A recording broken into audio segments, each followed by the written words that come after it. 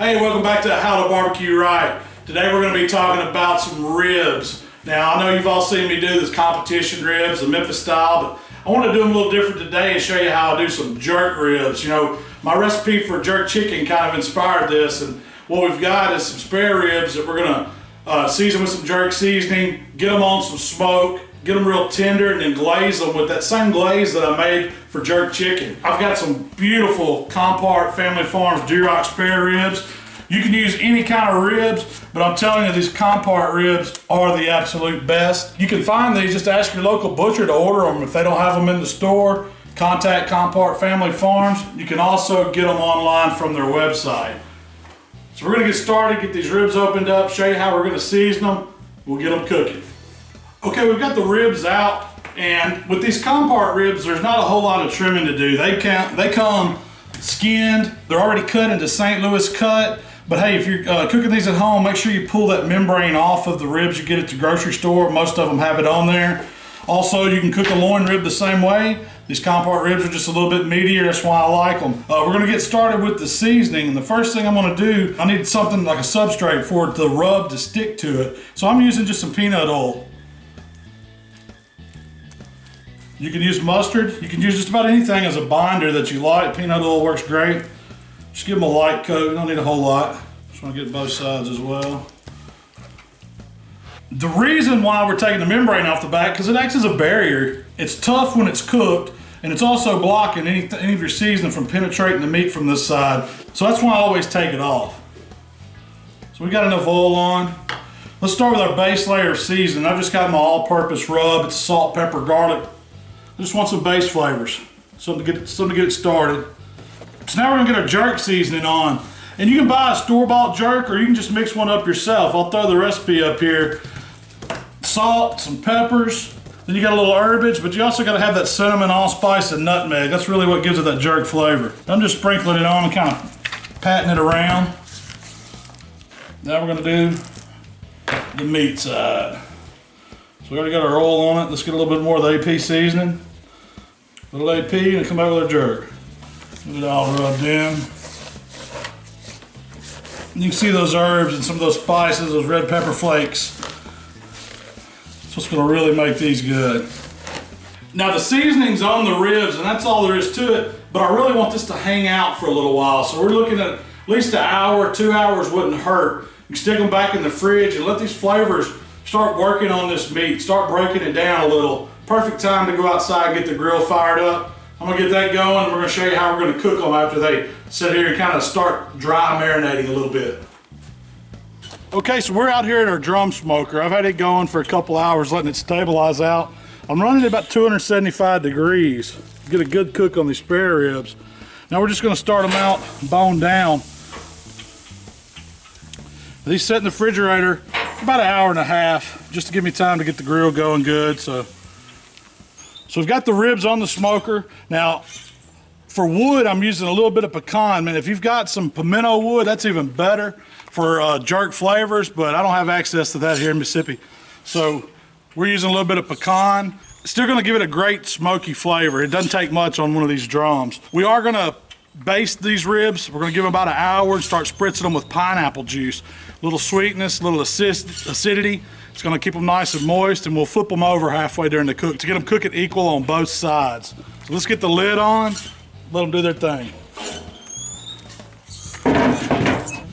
Okay, it's been about an hour on these ribs. I'm starting to get some color. I still have plenty of moisture on the top, but I want to get them flipped over because I don't want them to get too dark on the bottom. See, we start getting some nice caramelization. That's what I want to see. I'm going to like that on both sides before we wrap them. So we're going to let these go an hour, meat side down, and then it'll be time to wrap them. We're going to get them wrapped up with a little bit of pineapple juice for some added moisture in that full. It's going to add a little bit of sweet flavor to it. They're going to be tender. It's going to be dynamite. I'm just getting a little pineapple juice on these ribs. Keep them drying out, add a little extra moisture. You can do this about every 30 minutes. Just keep an eye on them, see when they need a little moisture. These are about ready to wrap. They got about 15 more minutes, and it'll be time to get them wrapped. All right, so I flipped them back over after about an hour, and these are ready to wrap. I'm starting to see a little bit of bone pull on them. Now it's time to get them tender. We've got some good color. Seasoning's looking good. We're gonna take them inside, and now we're gonna get them tender. We gotta get them wrapped up in some foil, get a little extra juice, some of the sweetness on them, really bring out some of that flavor. So let's take these inside and show you the wrap process. Okay, I've got my full staged here for this first wrap. A little bit of butter or margarine, whatever you want to use, a little bit of organic sugar, and then just a little bit of hot sauce. And I know it's not a Caribbean hot sauce, but I'm just using just regular store brand like Frank's Red Hot. It's got the vinegar and it's got some heat that I want these jerk style ribs to have. It's gonna go real great with it. So we're going meat down in the full first. And I'm not gonna do anything to the back side except for pour a little bit of juice in them. You can pour it right down, it doesn't matter, we've been basting with it. It's gonna add some moisture. You want about, I use 1 can per 2 racks. So about 3 ounces of the pineapple juice. And then just get them wrapped up.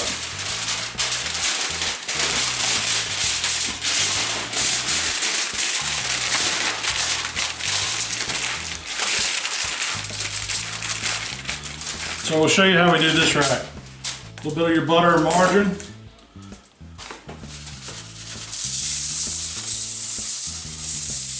A bit of organic sugar, and then a little bit of your favorite hot sauce. We're going meat side down. Pineapple juice.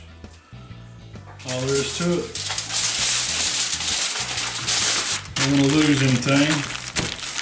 Get them down tight. Going back on the grill, meat side down, just like this. So we've already got the smoke on them and some of that rub for the flavor. Now we're gonna get them in this full, back on some heat, really break that fat down, get them tender. At this point, we got the ribs back on the smoker. We're gonna get the lid back on. And we're just gonna monitor them. You know, it's gonna take about 2 hours roughly, but you wanna start checking them at that hour mark, feeling for tenderness. So we'll show you that here in about an hour. So it's been about an hour now. I want to come out and kind of check on these ribs, see how they're doing. First thing, I really just lift them up and kind of feel them, see if they're bending pretty good. And you can tell these are folding pretty good. So I'm gonna take them in. At least take 1 slab in. We'll leave that one out there. Let's go see how this one's doing. Okay, I got these ribs inside. I want to take a closer look at them as they're starting to feel like through the full, they're getting there after only an hour. But we are cooking at 275. So I want to see some disintegration. Some of this membrane on these first few ribs is always going to give away. It looks good. We've got a lot of good pullback. These ribs are telling me that they're ready. I mean, I can take them right now. They're still held together. I can still pick them up. They need, I'd like to see them go 15, 20 more minutes and then glaze them. Cover them back up, put them back out there with the other rack and check them in 15 minutes. And that's what you have to do for tenderness at this point. There's no set time. You just have to keep a close eye on them. If you are looking for an internal temperature on them, you're going upwards 200 degrees. So you want to see that on your instant read thermometer right in between the bones. I usually don't use a thermometer for ribs. It's kind of look and feel more so than temp. But if the temperature helps you, check them in between the bones. We'll close these back up, put them back out there in 15 minutes. We'll look at them again. I guarantee you it's going to be time to glaze them. Okay, let these keep cooking for about 15 more minutes. I'm gonna bring them both in this time. We're gonna look at them. But this one was so close 15 minutes ago that I know both of them are gonna be done. That's where I wanna glaze them. We're gonna go inside, open both of them up, and it's probably gonna be time to glaze, but we'll make that call once we get in there. All right, so let's take a look and see what we got. This is the slab that we brought in earlier. A good pullback, still the bones, a little bit of disintegration, but the majority of them have held. And these are tender, I know they are. So I'm going to drain off some of this juice here. We don't need it, it's the fat that's rendered some of that pineapple juice. Get it drained, then we're going to fold them down. We'll leave them in this full, just kind of fold it into a little tray shape. No right or wrong way to do it, just fold the edges down. We're doing this because it's going to make transferring them back to the cooker easy on us.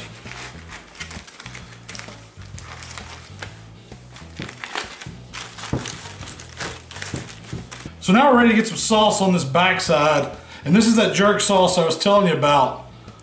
I took those green onions and fresh garlic and the habanero, sauteed it in a little butter, then added a few other things, some pineapple juice, some lime juice. So we got our jerk barbecue sauce on that side. Let's go ahead and Flip these ribs over and get a little sauce on this side as well. And this sauce made about 3 cups. I poured about half of it in this container. I saved the rest of it to serve with the ribs once we get them done. It's really gonna glaze up, be real pretty when we get them back on the heat. Okay, we got the sauce on both sides of these ribs. They're ready to go right back out on the pit just for about 15 minutes tops, because we don't want to burn them. We just want to leave them out there long enough to kind of caramelize the sauce a little bit. They're really tender at this point, so we want to leave them in these full boats to move them so we don't tear the racks. Get them back out there, set the sauce, bring them back in. We'll let them cool just a few minutes and then we'll cut into them. The best part, we're gonna get to eat them. Let's get them outside. All right, we're gonna get the ribs right back on the pit. Fulls protected them on the bottom so they're not gonna get any darker. We just wanna get a little more heat on them. Kind of tighten that sauce up a little, get a little more color on it. About 10-15 minutes is all it's gonna take. You don't want any smoke at this point. We've already put all the smoke on them we need. Okay, my timer went off. It's been about 15 minutes, and I think that's long enough for the glaze. You can see it's kind of started to set, tack up just a little bit. It's a little wet in some spot, but that's okay. These are jerk ribs. They're supposed to be a little messy, and that's what we're going for when we're doing this style of rib. So I'm gonna get them off, and we'll take them inside and let them rest just a few minutes before I cut them. Show you what we're working with. My favorite part of the day. That's some fine looking jerk style spare ribs, if I do say so myself. I'm ready to eat them. Okay, we brought the ribs in, took them out of the boats, and just kind of let them hang out on the cutting board. And I garnished them a little bit with the leftover scallions and a few of the thin slices of the habanero, but that's, you know, not for the faint of heart. Those things are hot, so if you got kids eating them, you might want to steer clear of those. Just tell them to pick them off, but it looks pretty good as garnish. They only need to set about 5 or 10 minutes. That lets them slow down cooking and locks them back up, and it makes it a little bit easier to cut. So I'll go ahead and flip a rack of these over. Now I'll flip them meat down to cut them. That way I can see the bones, and then just kind of use your fingers as a guide and cut in between them. Then we're going to flip these back over because you know I got to get one. You can see all that moisture in there. Look how I squeeze it, just all that moisture run. These ribs are tender, I can feel. Let's take a bite and show you. I'm looking for that one bite. Oh, it's like butter. Man, that's good. Got a little bit of that heat. Definitely getting that jerk flavors from that rub. The sweetness balances out from that sauce. That's a fine rib. I don't know if it'll do good in competition, but it's a eating rib. The bone's coming clean. If I want to take it off the bone, all of it comes off. Look how clean that bone is. I'm telling you, HowToBBQRight, you can't hardly beat those spare ribs. So I reserved some of that sauce in the original recipe just so I can serve them with these ribs. That way if you want to serve some wet, you can go ahead and mop some back over them. I prefer them kind of dried out like this. After they've been glazed, they come out and sit. They just get that perfect texture and you really get those flavors. So let's recap what we did today. We started with a couple slabs of St. Louis cut ribs. HowToBBQRight's where it's at. I can't stress that. You can use whatever kind you can find, but I'm telling you, if you can get a hold of some of these comparts, try them. But we seasoned them with the little all-purpose salt, pepper, garlic seasoning. We hit them with the jerk seasoning, then we got them on our smoker. They went for about 2 hours in that smoke, and that's all they needed. I flipped them a couple times, basted them with a little bit of pineapple juice. Then we wrapped them in foil. We added a little bit of butter, we added a little bit of sugar, and then we added the pineapple juice to add some moisture and wrapped them up and got them really tender. Then we checked them at the hour mark just to make sure. You gotta stay on top of that tenderness if you want to catch them and have them turn out perfect like these. It's all about checking them. When we felt that the bones were just right, we could see that bone showing and the membranes had broke down a little bit, that's when we knew they were getting close. We checked them in 15 more minutes and they were perfect. We brought them in, we glazed them. Our glaze was a pretty simple mixture. It was a ketchup base with some pineapple juice and some brown sugar, but we used the green onions, the habanero, the jerk seasoning. It gave it all this flavor that we put right back on the rib and set that glaze. And that took us to this final product, which you see me enjoying. I can't wait to get into the rest of these. So if you like what we're doing here at HowToBBQRight, subscribe to our channel. You can also check us out on Facebook and Twitter. Till next time.